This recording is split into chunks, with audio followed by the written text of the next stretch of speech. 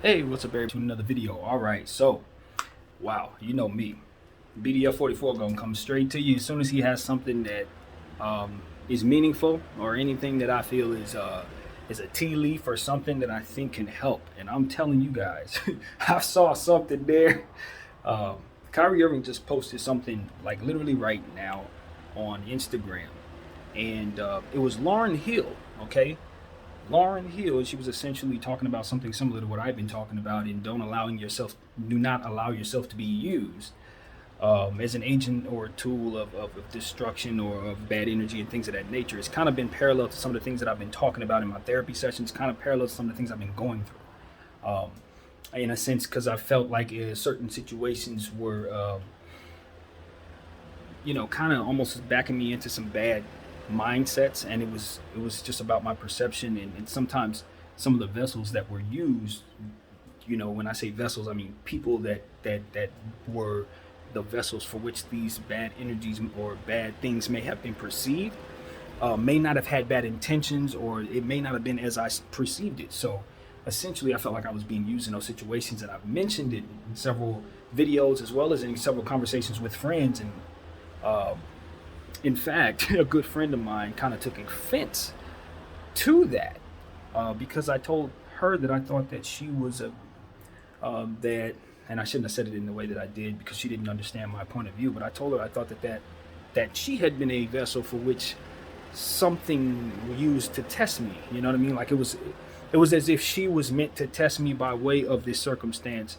And I told her, it was like it was if Satan was using it to test me, and she really took offense to it. But it was more so along the lines of what Kyrie was posting and what Lauren was speaking of. It was like, it's not that your intentions were bad or that even you were used by any entity at all. It was just that because the lesson needed to be learned, you happened to be the person for which that lesson came my way. And that was just the gist of it all. Once I was able to explain that to her, she got it, and there was no offense there. And I let her know that her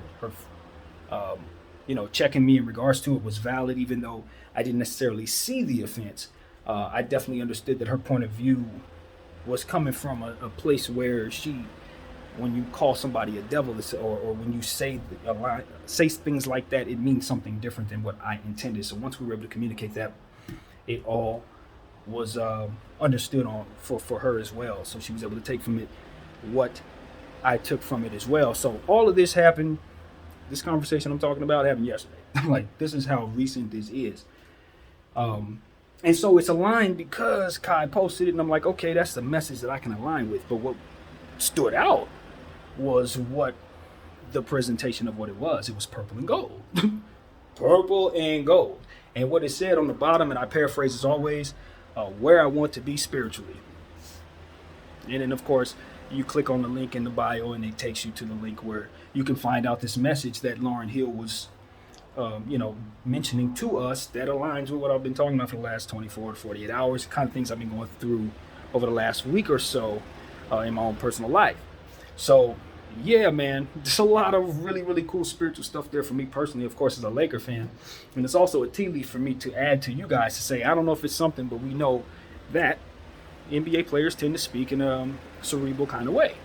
And when somebody posted something that is purple and gold, and at the bottom it says where I want to be spiritually, one could run with that when you're considering this Kyrie Irving and the circumstances surrounding the situation. So, yeah, man, I've long suspected that Kyrie follows me.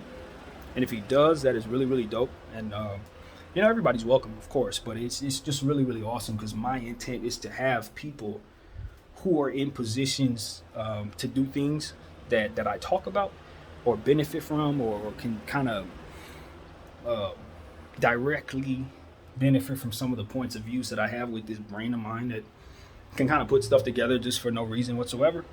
It kind of, it can kind of be useful. You know what I mean? I don't find myself being the guy that's sitting here trying to say I want to make myself famous, blah, blah, blah, blah. No, I just have interests, and I want to see greatness in those interests.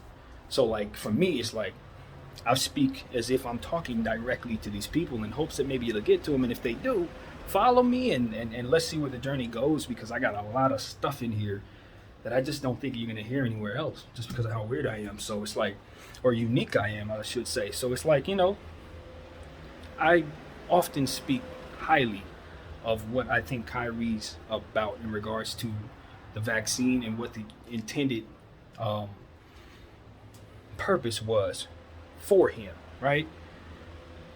Because I think intention is what we've been talking about in regards to sometimes the vessel itself doesn't intend for things to go wrong, or the vessel itself doesn't intend to be used by Satan, or however you want to word it. But nevertheless, things just have to happen, and you are here to, for by way that could take place, or for that to happen, you needed to be here. Depending on how you spiritually view these type of things, if you're a believer in God, or if you don't, I think it still aligns just the same, because things happen by way of people. So, it's not that your intentions necessarily affected people. Sometimes your intentions don't even come into play. But that we judge intentions when looking toward forgiveness, and that we judge intentions when looking toward identifying what true problems are, I think is very important. So that's something that kind of aligns. It just kind of brings me into a space where I can kind of lay that out on the line and talk about that as well. So yeah, man, all in all, I just want to continue to encourage everybody to be themselves. If Kyrie's follow me, I encourage you to continue to stand firm in understanding that your intentions matter. Damn it. Because the man meant well. And it's not enough being said about his intentions as it pertains to what he was trying to accomplish in that situation. And that's why I'm rooting for him as a Laker fan to get his maximum amount of money in years, because I think his intentions were not considered.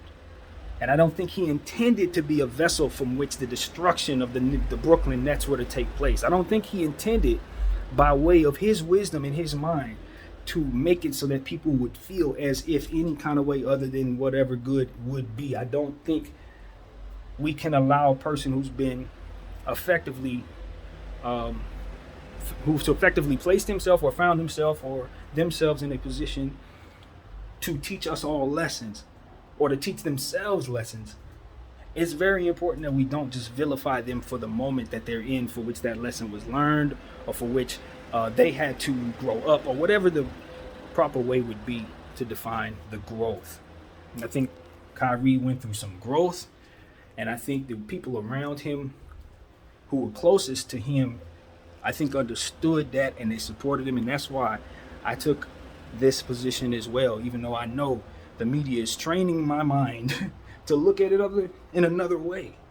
I just trust myself in regards to how I view energy, and I just say intentions matter, because we can't always control how we're used in terms of teaching others lessons. So that's my little point of view. That's not exactly what Lauren was saying, but that's what I wanted to add to it.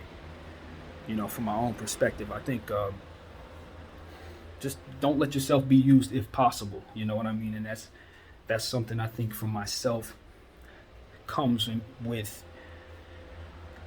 checking myself. That's where it works for me. I think and making sure that all of my opinions are up to date, so to speak, and making sure that all of my points of views are things that I believe in and can stand on, because new information continues to come my way, and as it does, old things must be rehashed and reconsidered. So yeah, that's also something to share. So hey, everybody, I don't know what this is going to be called. Maybe I'll just call it a therapy session. But that purple and gold, particularly the purple and gold and all of that, really was a cerebral message that I picked up on in my own way. So if it ain't there to see, or if he didn't mean it like that, or if it's just a crazy coincidence, I don't believe in type of coincidence, especially when we're talking about spirituality. No, I don't believe that exists. I do believe that prayer works, though, and I've been praying a great deal that everything worked out for Mr. Kyrie Irving and everybody involved. So hopefully it does. And as a Laker fan, I want to see our team complete as well. So if we can add him as a piece, that would be great for my own interest. And I'll just say that as a selfish person. So that's what it is, man. Hopefully he does want to be here. We want him here. At least I do. I know that for a fact. And, that energy, man, that energy, that unique energy that he's going to bring to the table, I think is going to be something that can be positive for us if he's in a good space. It's just like this. I see it like this. People who tend to be spiritually inclined, or people who are unique in nature, because I consider myself one of those people, must control how the energy that we put out, because it does affect the environment around us. So if for some reason we don't want to communicate, or if we don't want to assimilate, or if we don't want to play ball, whatever that would be, we have to understand that that holds consequences. Stances that we may take, those norms that people have that they're attached to, not adhering to those have direct consequences to the environment itself. And so as we move and as we grow and as we learn self-awareness and the power of our voice, we also understand the opposite of our energy, the yang, so to speak, to our energy, and how best to balance out the things that we cannot necessarily fathom or grasp, or things that may be blind spots, or all of those things. They must be let go of, so that trust can come in, vulnerability can come in, and then from there we can be an asset to the environment around us and the energy for which we want to be a part of. That's what I'm learning. Like, instead of being critical of others or saying my way is the right way, or assuming my wisdom is the only wisdom, it's more so to find balance amongst everybody. That's the bigger picture. I think we got to live amongst each other, whether we're right or wrong, high frequency, low frequency, very, very intelligent, or still growing in that way. I think at the end of the day, the moral of the story is we all got to inhabit the same space. And what can we contribute to the environment and the energy of that environment? Are we providing something that can help build it up? Or are we providing something that can help tear it down? Are we giving only credence to our intentions, only credence to the